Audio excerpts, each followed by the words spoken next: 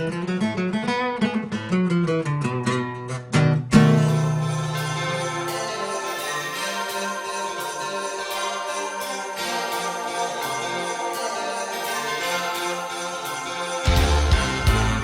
that time.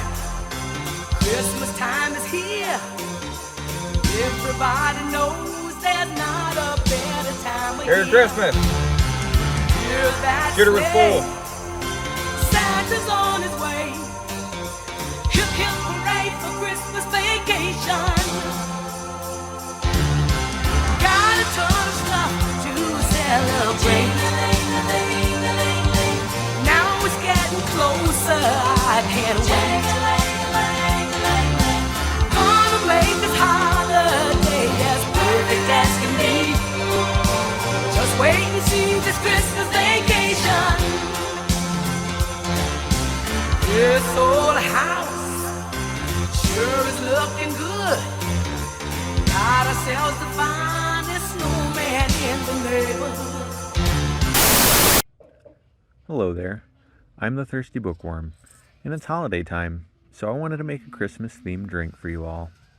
Before we get to the recipe, I wanted to share a little bit about what inspired this cocktail.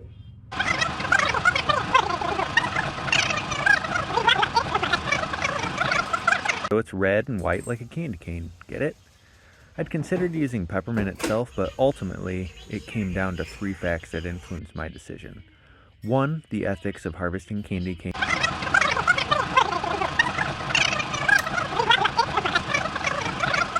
And that's when I heard the knocking noises coming from my bedroom. Santa was only wearing his hat.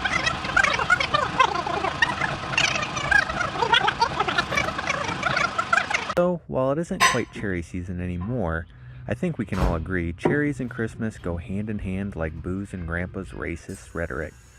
So, let's dig into this recipe. This is the cocktail Talkin.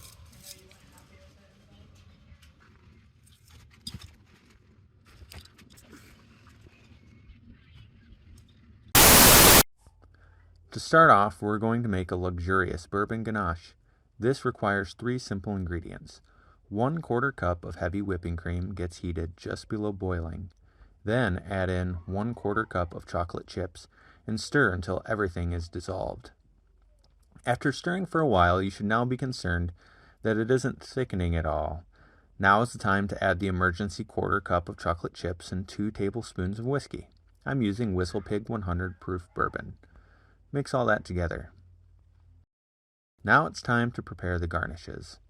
I'm dipping some sweet dark cherries into our ganache and also some whole cashews. Any extra will make a nice treat for another time. After that, pull a chilled glass from the freezer and pour some of that chocolate sauce along the inside, giving it an appealing coating. Or just do the best you can. Pack up the rest of the sauce. Return all this to the fridge or freezer for the next step, which is preparing the milkshake. While your steaks are resting from the grill, prepare your milkshake. First, dip some vanilla ice cream into your blender's cargo hold. Let your heart tell you how much to use. Next, toss in some uncoated cherries, or coated ones, I'm not your dad. Now, add 2 ounces of your bourbon, 2 ounces of black coffee, and 2 tablespoons of chocolate malted milk powder. Return your blender's vessel to the refrigerator.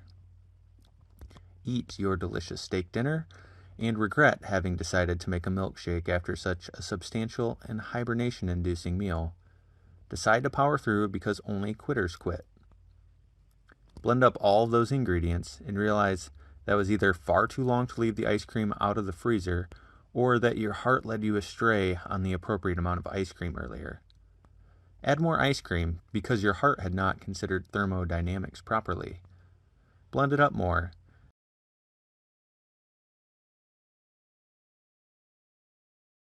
Decant all of that into your prepared glassware. Find somewhere cold to store it while you have an anxiety attack for picking such a complicated and involved recipe. Time to make your own whipped cream because why not? Add like a 1/4 cup of heavy whipping cream, a tablespoon of powdered sugar, and a tablespoon of bourbon because it's been stressful and you have a problem. Whip it until it's whipped cream.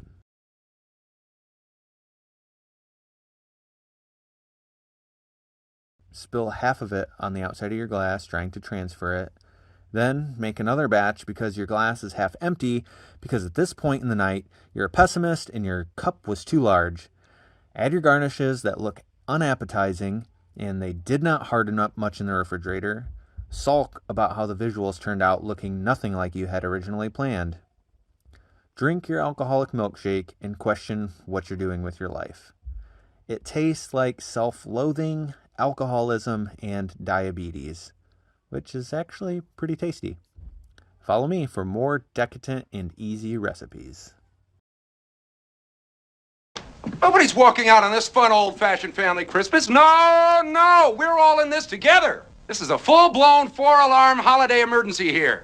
We're gonna press on, and we're gonna have the happiest Christmas since Bing Crosby tap danced with Danny fucking Kaye. And when Santa squeezes his fat white ass down that chimney tonight, he's gonna find the jolliest bunch of assholes this side of the nut house.